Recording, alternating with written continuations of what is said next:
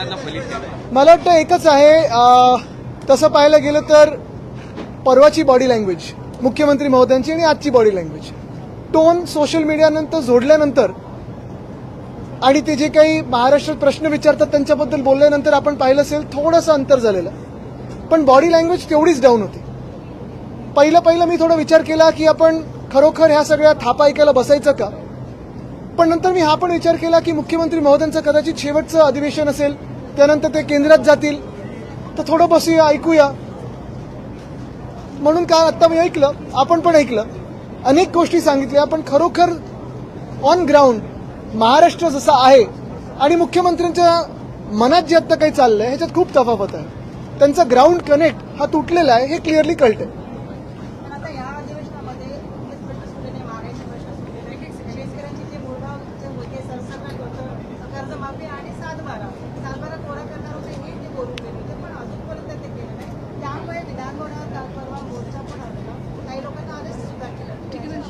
अनेक गोष्टी जसं मी सांगितलं ना, गेल्या 2-3 दिवसांमध्ये देखील आणि आपण पाहिलं असेल गेल्या 2 आठवड्याच्या ह्या पूर्ण अधिवेशनामध्ये अनेक गोष्टी विरोधी पक्षाने घेतल्या, सत्ताधारी पक्षाने घेतल्या, पण आज आपल्याला एक जाणवलं असेल, मुख्यमंत्र्यांच्या रिप्लायच्या वेळी देखील एक तर मिंदेंचे कोणीही मंत्री तिथे बसले नव्हते.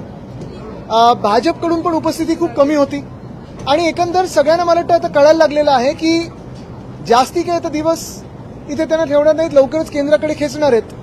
तर मला वाटतं होप्स कमी झालेले आहेत. काय देऊ शकतील, नुसतं आश्वासनामागे आश्वासनं, पण पुढे काही जमिनीवर होत नाही. आम्ही कालच सांगितलं 1 दिवस करून दाखवा, ती पण हिंमत नाहीये. उपमुख्यमंत्री एकनाथ शिंदेंनी आरोप केले की जे राम मंदिर चोरीबद्दल जे आरोप करतात त्यांनी सिद्धिविनायक मंदिर तेव्हा तुमच्या सहकाऱ्यांकडे ते होतं, तेव्हा त्याच्यात चोरी झाली, दानपेटीत चोरी झाली, त्याच्यावर ते का बोलत? काय माहिती ना, हे आरोप खरे असते तर त्यांच्यासोबत गुवाहाटीला पळाले असते. त्यांच्यावर जे भाजपने त्यावेळी आरोप केले होते, पळकुट्यासारखे पळाले ते घाबरून सुरत, गुवाहाटी, गोवा आणि मग इथे येऊन ते मुख्यमंत्री बनले. एकंदर काय तर त्यांनी जे ऑपरेशन देवेंद्र फडणवीस सुरू केलेलं आहे त्याच्याकडून कुठेतरी तुम्हाला डिस्ट्रॅक्ट करण्यासाठी हे सगळे करत आहेत. पण एकच मी त्यांना विचारतो, हिंमत असेल आणि खरोखर जे ते सांगतात की आम्ही बाळासाहेबांचं हिंदुत्व पाळतो, माझे आजोबा वंदनीय हिंदू सम्राट बाळासाहेब ठाकरेंचं हिंदुत्व, त्यांच्यात एक थोडं कणभर जरी असलं तरी त्यांनी प्रधानमंत्र्यांना प्रश्न विचारावा की राम मंदिर जे लुटलं ते ट्रस्टीजनं नेमलं कोणी, चंपतरायला नेमलं कोणी, अनिल मिश्राला नेमलं कोणी, जी दानपेटीत चोरी झाली आहे ते ट्रस्टीजला कोणी नेमलं, उज्जैनमध्ये जे मुख्यमंत्र्यांनी लुटलं ते मुख्यमंत्र्यांना कोणी नेमलं, हे त्यांनी हिंमत दाखवावी बोलण्याचं. ऑपरेशन देवेंद्र तुम्ही म्हणताय, ह्या अधिवेशनामध्ये पुन्हा एकदा ऑपरेशन टायगर 3.0 अशी अरे बाकी सगळे ऑपरेशन करा, पण ऑपरेशन देवेंद्र फडणवीस आपल्या डोळ्यासमोर चाललेलं आहे. तुम्ही बॉडी लँग्वेज बघा, आजचं भाषण बघा आणि थोड्या दिवसानंतर तुम्ही जे मी बोलतोय ते खरेल तेव्हा बघाल.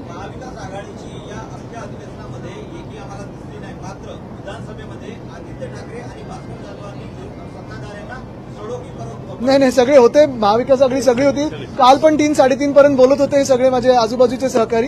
मला वाटतं सगळ्यांनी जे काही जनतेचे प्रश्न आहेत ते त्यांनी विचारण्याचं काम केलं. पुन्हा एकदा त्यांनी कशा पद्धतीने उठाव करून दाखवला, ती गद्दारी नव्हती, ती क्रांती होती, अशा सगळं काय आहे की हे सगळ्या भाकडकथा आणि थातूरमातूर बोलण्यापेक्षा गेल्या आठवड्यामध्ये पावसाळ्याने जो हाहाकार माजवलेला आहे, कुठे मिसिंग लिंकवर दरड कोसळते, कुठे खड्डे पडलेत, त्यांनीच उद्घाटन केलेल्या कोपरी पुलावर जे खड्डे पडलेत, सगळीकडे जी काही लोकांचे हाल झालेले आहेत 4 वर्ष किंबहुना 2019 पासून, म्हणजे आता किती तुम्ही मोजा, 2019च्या नोव्हेंबर पासून आतापर्यंत ह्यांच्याकडे नगर विकास हे खातं आहे.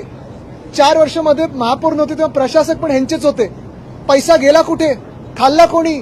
जे कॉन्ट्रॅक्टर्स मी सतत सांगतोय, कॉन्ट्रॅक्ट तुम्ही कॉन्क्रीटच्या रस्त्यांचं दिलं, कॉन्क्रीटचे रस्ते होतेच, त्याचसोबत झाडं कापण्याचं कॉन्ट्रॅक्ट तुम्ही बिल्डिंग कॉन्ट्रॅक्टरनं दिलं. हे सगळे पैसे तुमच्या खात्यात आले आणि म्हणून आज लोकांचे हे हाल झालेले. त्याच्यावर पहिलं उत्तर द्यावं. आणि मी परत तुम्हाला सांगतो, त्यांनी हिंमत असेल तर माझ्या बाजूला इथे उभं राहावं आणि तुमच्या समोर साक्षीनी आम्ही डिबेट करू सगळ्या या विषयांवर. त्यांनी पाहिजे तर पूर्ण खातं घेऊन त्यांचं उभं राहावं. खातं म्हणजे जे काही खाल्लं ते नाही, जे त्यांचं खातं डिपार्टमेंट असतं ते, पेपर सकट उभं राहावं, टेलिप्रॉम्प्टर लावावे आणि मी एकटा बिना पेपरचं इथे उभं राहील.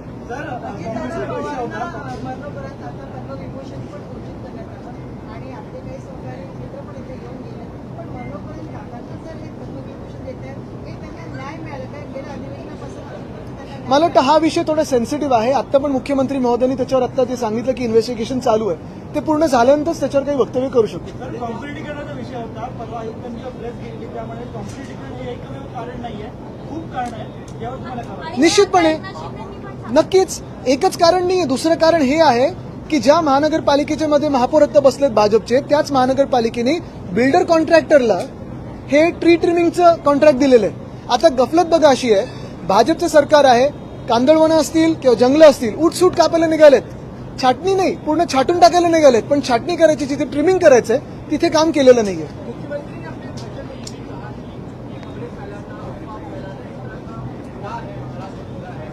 उनके मन में उनको सवाल पूछना गुनाह है. परसों जो उन्होंने कहा भाड़े के तत्ते के और क्या क्या कहा, यानी शब्दों का ऐसे इस्तेमाल किया, मुझे नहीं लगता उनके मुंह में ये कभी हमने सोचा था ऐसे शब्द आएंगे. पहले हमें लगा था कि वो सुसंस्कृत है, लेकिन धीरे धीरे जो असली कलर है या फ्रस्ट्रेशन है वो दिखने लगा.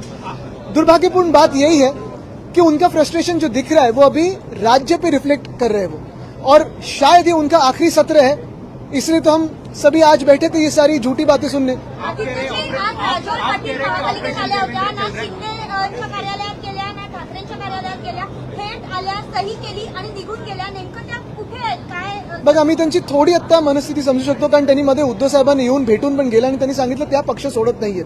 ठीक आहे, काहीतरी त्यांच्या परिवारातलंच आहे म्हणून मी जास्ती त्यांना आता या वादात खेचणार नाही, आणि ही संवेदनशीलता आम्ही पाळतो. आप कह रहे हैं ऑपरेशन देवेंद्र चल रहा है, क्या क्या कौन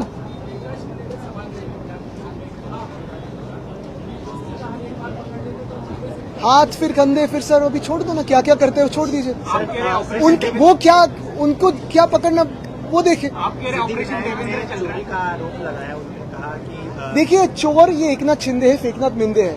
उन पे आरोप लगे जो सही थे, इसलिए वो भाग के गए सूरत, वहां से गए गुवाहाटी, फिर आए, और जैसे ही भाजपा को पता चलता है कि आप भ्रष्ट हो तो आपको मुख्यमंत्री उप मुख्यमंत्री बना देते हैं. वो तो दिख गया. चेंबूर का जो हाथ, तुम्ही आत्ताच विचारा ना, बाहेर में तो आप झूठ कह है. रहे हैं कि ऑपरेशन देवेंद्र चल रहा है, क्या कुछ ऑपरेशन देवेंद्र है, आपसे जानना चाहेंगे. ये ऑपरेशन टाइगर, ऑपरेशन तुतारी, ऑपरेशन ये, ऑपरेशन वो, ये कोई बात नहीं है. बात साफ है कि फेकनाथ बिंदे को स्वयं सीएम बनना है, भाजपा के 130 होके भी खुद को सीएम बनना है. हाथ पैर मार रहे हैं, पैसा पहुंचा रहे हैं, सब कुछ कर रहे हैं, और एक ही बात है कि ऑपरेशन देवेंद्र फडणवीस को उन्होंने इनिशिएट किया है. इसकी बात यही है कि ये फडणवीस साहब का शायद आखिरी सत्र है, अधिवेशन है, उसके बाद केंद्र में मंत्री बनाया जाएगा और यहाँ कोई दूसरा मुख्यमंत्री आएगा. सर, चेंबूर में जो पेड़ गिरा है, ऐसा एक रिपोर्ट आई है प्राइमरी की, सीमेंट की वजह से जड़ों में पानी और मिट्टी नहीं पहुंच पाई, जिस वजह से ये हादसा हुआ. आप बिल्कुल, और अभी तो म्युनिसिपल कमिश्नर कह रहे हैं कि सीमेंट की वजह से नहीं है. बात यही है कि जब भी आप रास्ते के काम करते हो, एक तो 30 फुट से छोटा रास्ता हो तो उसको सीमेंट कंक्रीट नहीं करते. दूसरी बात यह है कि मुंबई में अगर आप देखें तो कंक्रीटीकरण ऐसे किया गया है, किसी कॉन्ट्रैक्टर ने, बहुत सारे ये लोग हैं जिन्होंने पूरे जो जड़ है पेड़ के वो ही कवर कर दिए. नॉर्मली मिट्टी के होने चाहिए या पोरस कंक्रीट होना चाहिए, फिर उसके बाद एसफॉल्ट का क्लियर होता है, फिर कंक्रीटीकरण होता है. ये तो बिना देखे हर जगह कंक्रीट का इस्तेमाल किया है.